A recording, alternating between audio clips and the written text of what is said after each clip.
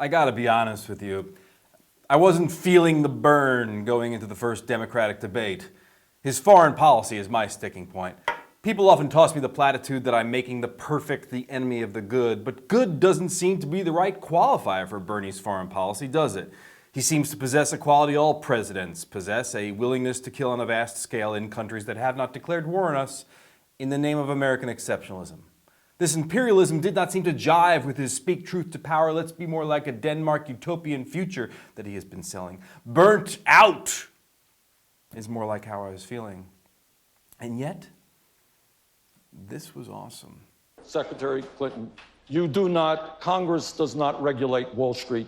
Wall Street regulates Congress.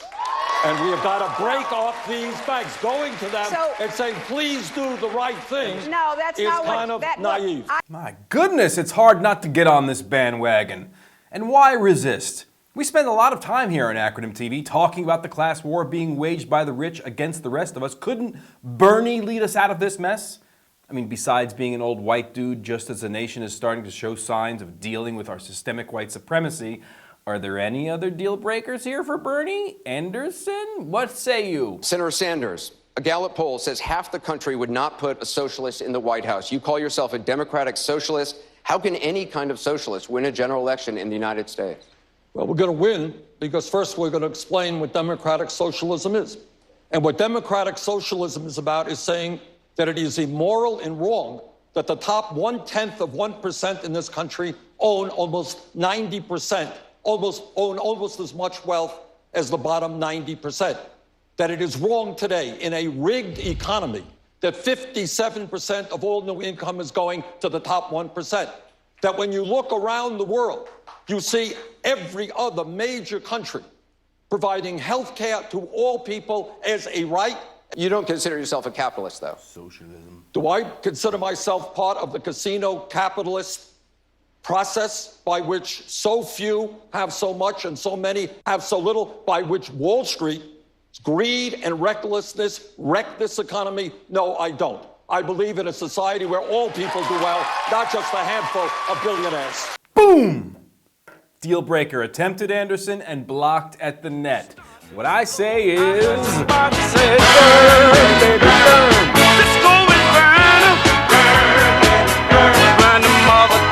So now you're on the Bernie bandwagon? Bernie Sanders is leading a political revolution. Are you kidding me? Join us. The dude calls Syria a quagmire, but voted for a war in Afghanistan, would continue Obama's drone wars, and is a wind-up puppet for AIPAC. Bernie voted against the Patriot Act. That's commendable. Kudos there.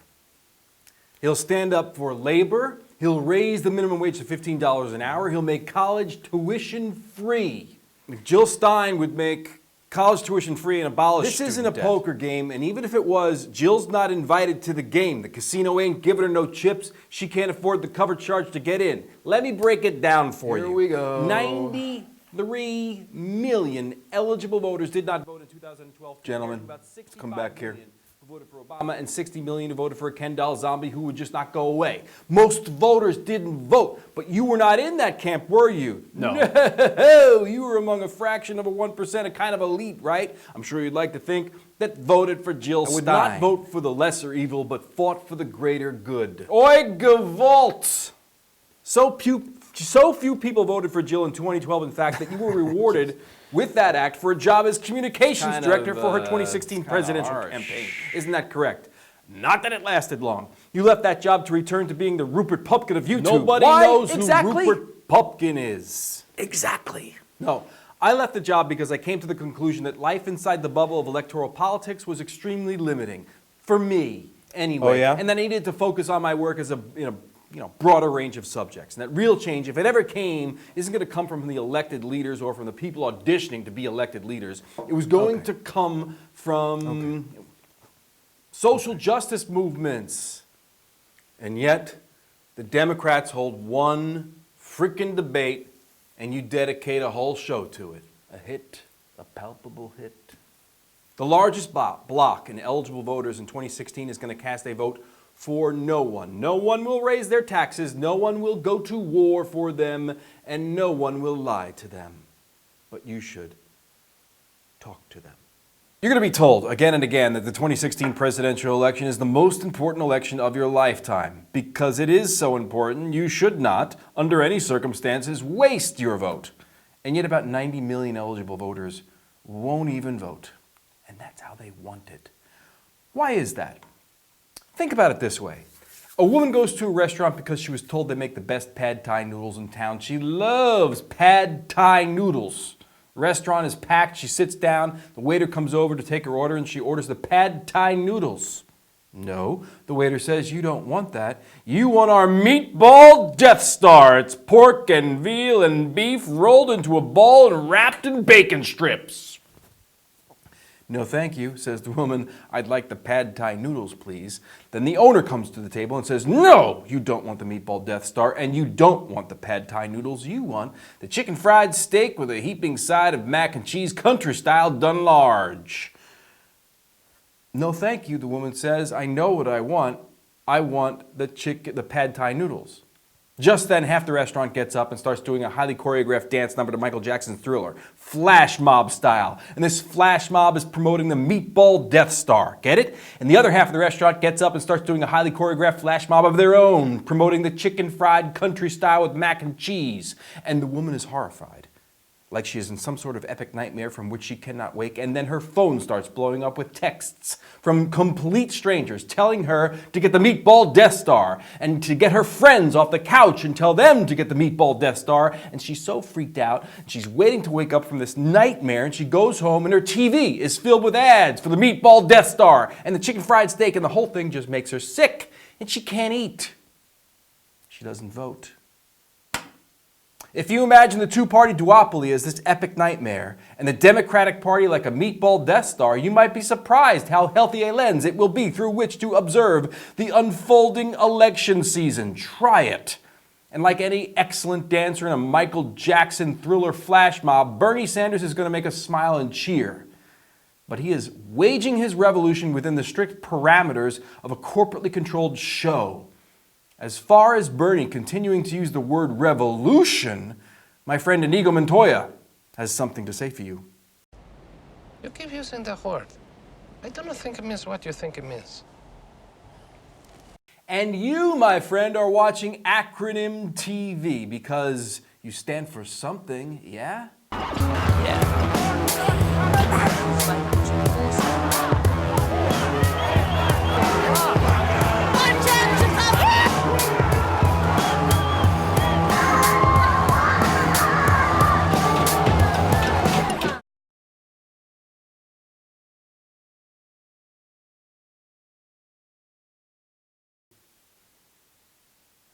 With the exception of Jim Webb, who seemed like he might go all Marine Commando on Anderson Cooper at any moment, and Lincoln Chafee, who just seemed lost, the first Democratic debate was very much a love fest. They agree on everything. But two disagreements between Hillary Clinton and Bernie Sanders will serve as major storylines for the remainder of the primary season.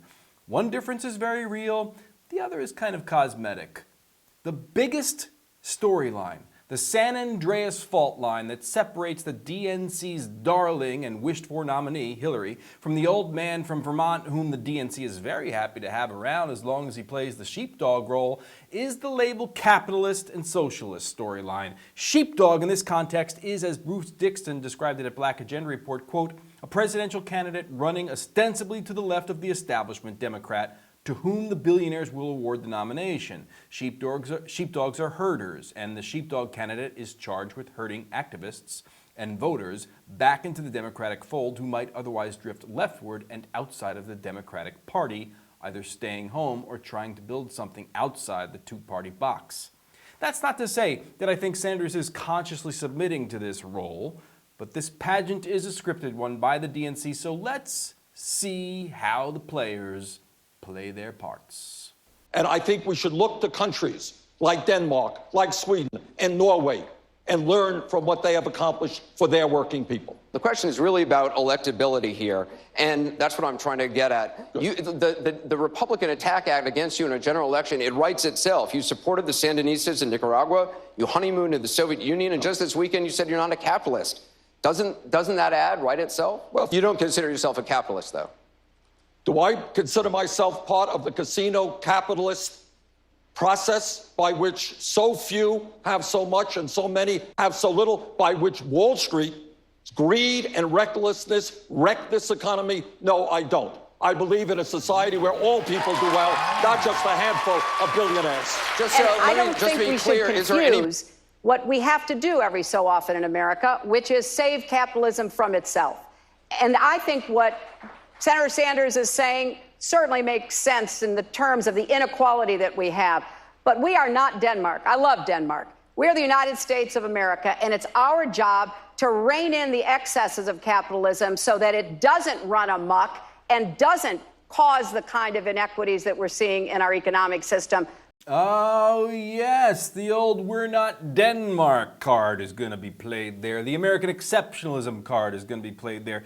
Ironic, because the idea of American exceptionalism is one that Bernie will embrace when it comes to our imperial foreign policy. But more on that in a moment. Let's just for a second stay on the idea that we need to save capitalism from itself. Don't be duped. If you're looking to a capitalist like Hillary Clinton to solve wealth inequity, you might as well be an AIDS patient seeking some warm comfort and succor from that hedge fund bro who jacked up the price of your medicine by 5,000%. It's not gonna happen. Hillary, whose master plan to battle the climate crisis, stay with me, it's relevant, seems limited to linking arms with Barack Obama and running around hotels at climate summits after last call trying to find the Chinese, is not able to solve the climate crisis because she is a capitalist. Getting the climate crisis under control is not sustainable in a capitalist system. It's one or the other.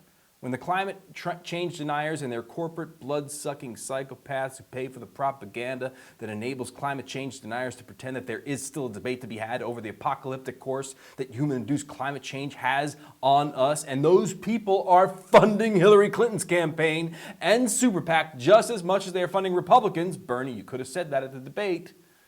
When those people and those beliefs together want to extract fossil fuels, when we know that if the human race is to survive, we must leave at least half of the current fossil fuel reserved in the ground, if not 3/4, when tomorrow,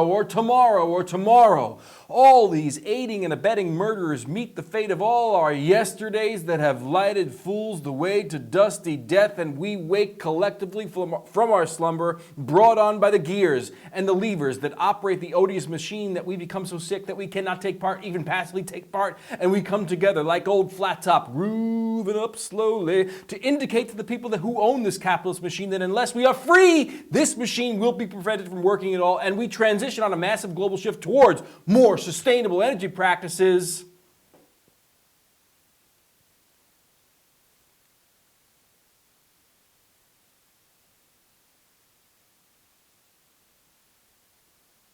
We're doomed. So please, Hillary, don't save capitalism. Euthanize it. Put that in your feedback loop and smoke it. Linked, of course, to the climate crisis and the capitalism is the idea of growth. And that is what our imperial foreign policy is all about. And here, Clinton and Sanders will have very little disagreement. There will be quibbles about past votes and positions, and Sanders will benefit from principled stances on voting against the Patriot Act and being opposed to the Iraq War. But if he wants to be taken seriously as a presidential candidate, and he does, you can see that he can start to taste it, the possibility of it, then he has to say stuff like this. Not a pacifist, Anderson. I supported the war in Afghanistan. I support airstrikes in Syria and what the president is trying to do. Yes, I happen to believe from the bottom of my heart that war should be the last resort, that we have got to exercise diplomacy. But yes, I am prepared to take this country into war if that is necessary. Very quickly. That doesn't sound like something Denmark would say or Norway would say. Repeat, war should be the last resort that we have got, and we've got to exercise diplomacy. The last resort. If that sounds familiar, it's because that is what people like George Bush say right before they shock and awe a country back into the Stone Ages, creating an economic and political black hole out of which a group like ISIL can gather strength and grow, making the need for future presidents to go through the motions of diplomacy and coalition building before we empty the military-industrial complex inventory, making way for this year's model. What would W say about Bernie's diplomacy? There's an old saying in Tennessee, I know it's in Texas, probably in Tennessee, that says, "Fool me once, Shame on you. You fooled me, we can't get fooled again. 5 Democratic presidential candidates squared off in Las Vegas for the first of 6 DNC-sanctioned debates earlier this week. And yes, it was refreshing to see consensus on a presidential debate stage that climate change is actually a real thing and that human behavior is actually accelerating and exacerbating it. Today, the scientific community is virtually unanimous. Climate change is real, it is caused by human activity, and we have a moral responsibility to transform our energy system away from fossil fuel to energy efficiency and sustainable energy and leave this planet a habitable planet for our children and our grandchildren.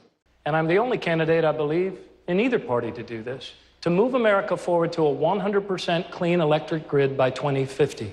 We did not land a man on the moon with an all-of-the-above strategy. And we met in Copenhagen in 2009, and literally, President Obama and I were hunting for the Chinese, going throughout this huge convention center because we knew we had to get them to agree to something. But joining me to discuss how the candidates fared is Steve Horn. Steve is a research fellow for Desmog blog and a freelance investigative journalist whose work has appeared in Al Jazeera America, The Guardian, Vice News, The Nation, and elsewhere. Steve, welcome back to Acronym TV. Great to be back on. Thanks for having me, Dennis. So, in watching the debate, did you hear anything from any of the candidates in the debate that gives you hope that the United States can become a global leader in halting the human contribution to climate change? I would say the only positive takeaway I got from the debate is that they acknowledge that humans caused climate change, which is, of course, different than the GOP debates, where climate change is, by most of the candidates, denied as something that's caused by humans. So besides that, in terms of the solutions laid out across the board, whether it was O'Malley and well, let's give O'Malley a little bit of, before we dive into Sanders and Clinton, let's give O'Malley a little bit of airtime. Total electric by 2050, clean electric by 2050 is not good enough? Well, you know, it sounds good, and it is good. I mean, it's not awful. My one critique of it is that in environmental circles, in climate change, people who care about climate change, there's often a little bit too much, and that goes back to the carbon tax, a little bit too much focus just on electricity use. Electricity use is actually only a small portion of energy use at large. And so it's not that these are bad solutions, it's just that given the scope of the problem, even if that was dealt with only in electricity, it definitely would not be enough to at least put the United States in the way that you put it, the United States being a leading force for tackling climate change. No one in that debate is going to put us on that trajectory, including O'Malley. And I think O'Malley's plan may have been even more progressive than Sanders in that way. Yeah, Webb seems to want to punt and say, you know, we're doing a good job. Let's wait for China. Let's wait for India to get on board. And Clinton seems content on, you know, patting herself on the back for chasing down the Chinese and crashing their boardroom party in 2009 at the climate conference. Right. Yeah, and you know, so those two actually have a lot more in common than I think most people would want to admit. That is, Webb came across as the much more drill baby drill, all the above candidate. But this is all style. If you actually look at the policies they support, pretty much exactly the same between Webb and Clinton. Right. Bernie Sanders, he frames this issue as a moral issue. He cites the Pope and kind of coming at it as a moral issue is in line with his kind of economic justice platform, and it's immoral that all this wealth is going to the 1%. I believe, and Pope Francis made this point, this is a moral issue. The scientists are telling us that we need to move extremely boldly. I am proud that along with Senator Barbara Boxer a few years ago, we introduced the first piece of climate change legislation which called for a tax on carbon. And let me also tell you that nothing is going to happen unless we are prepared to deal with campaign finance reform because the fossil fuel industry is funding the Republican Party, which denies the reality of climate change and certainly is not prepared to go forward aggressively. This is a moral issue. We have got to be extremely aggressive in working with China, India, Russia. The planet, the future of the planet is at stake. I mean, there's so much that's going on there that I want to unpack at least a couple of them. It seems like Sanders missed a couple of opportunities here, one of which would have been to point out that not only is the fossil fuel industry funding the Republican Party candidates and the Republican Party, but they're funding his main competitor, the person he's supposed to be swinging up at, Hillary Clinton. Yeah, I think that's exactly true. First of all, there's that, and I think that sort of points to a bigger issue in that I kind of fall into the analytical camp that Sanders is there specifically to get people excited about eventually going out to vote for Hillary Clinton. That's why the DNC he's kind of the anointed one by the DNC. Well, let's pause on that. That's the DNC. That's clearly what the DNC wants him to do. Is Sanders aware of his role? Is he a sheepdog on purpose? That's a harder one for me to say, and that gets to more psychological intentions issues. I'm not really sure, but I think ultimately that is the impact that he has on this debate, and that goes into I think the email thing was a perfect example of it, where he said, America is sick and tired of hearing about your damn emails. Let me say something that may not be great politics, but I think the secretary is right. And that is that the American people are sick and tired of hearing about your damn emails. Thank you. Me too. I've done one investigative story on those emails, and those emails had hints that Hillary Clinton's State Department actually pushed privatization of Mexico's entire energy market. So that is electricity, pipelines, everything in their energy market under these constitutional amendments that passed in at the end of 2013. It was made clear in some of those emails that he's saying America's sick and tired of hearing about that was the case. And so I think that just, again, going back to the sheepdog thing, if he was a serious contender to her, he would have taken her on that point. He would have taken her on other things more strongly. Bernie Sanders, Martin O'Malley are among 3 presidential candidates who have taken a pledge that they will not take money from oil, gas, or coal companies. The third is a woman. She's running for president, but her name is not Hillary Clinton. Her name is Jill Stein. Now, as someone who worked on Stein's campaign briefly, I have firsthand experience in how the mainstream media suffocates truly insurgent ideas in the electoral arena, but that's a subject for another day and another video. Hillary Clinton did not take the pledge. She has done exactly the opposite. As have been widely reported, nearly all of the lobbyists bundling contributions for Democratic presidential candidate Hillary Clinton's campaign have at one time or another worked for the fossil fuel industry, and these Clinton bundlers push for the expansion of liquefied natural gas exports and federal approval of new LNG terminals. One focus of the reporting, Steve, has been on LNG and its extraction. Is this clean energy our future? When Hillary Clinton's talking about clean energy, what does she mean? What is she talking about? We don't really, I think that she doesn't mean much by it except for rhetorical ploys to get people excited to go and vote for her. But in terms of what it actually is, so that's sort of the intention. But then what's actually happening is, of course, looking at LNG as an issue, liquefied natural gas.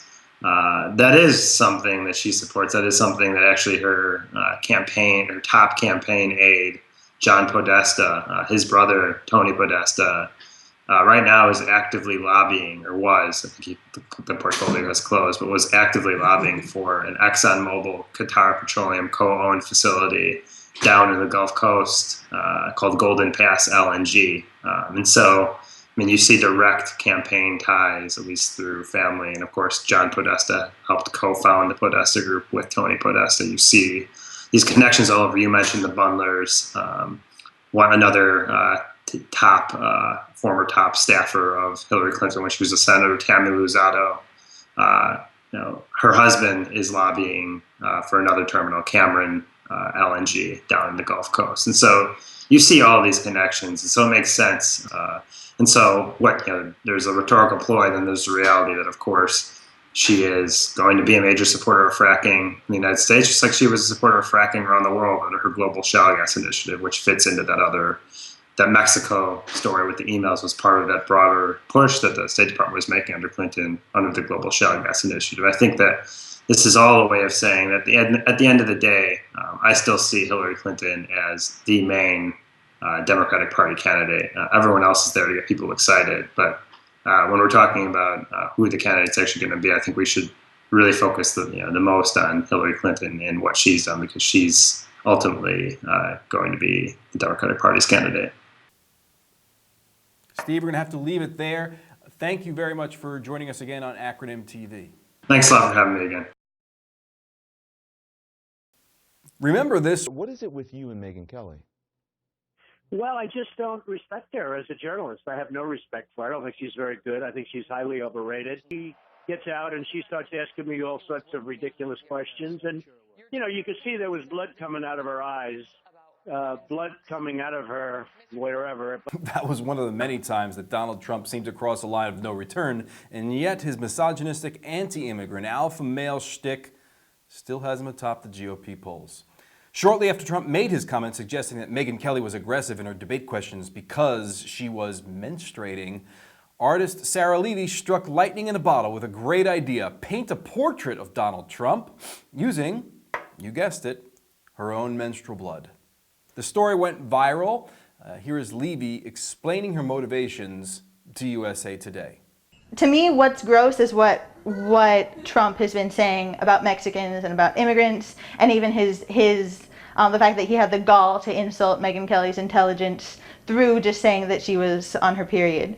And so I think that that's what people should be outraged by, not a painting of him that a random Portlander did with her menstrual blood.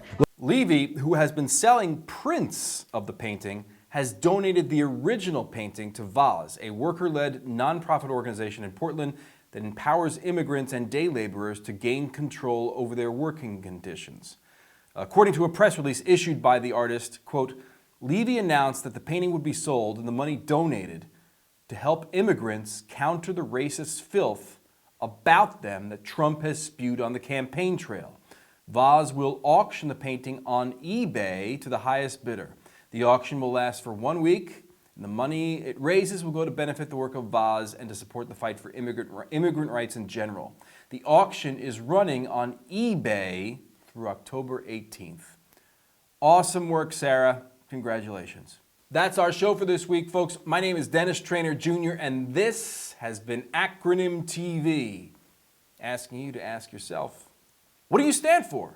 You can try to erase me, minimum wage me, news article page me, calling us crazy. Your foundation is shaky, top heavy and lazy, with a sticker that says I love the 80s. Say they too big to fail, I say the harder they fall.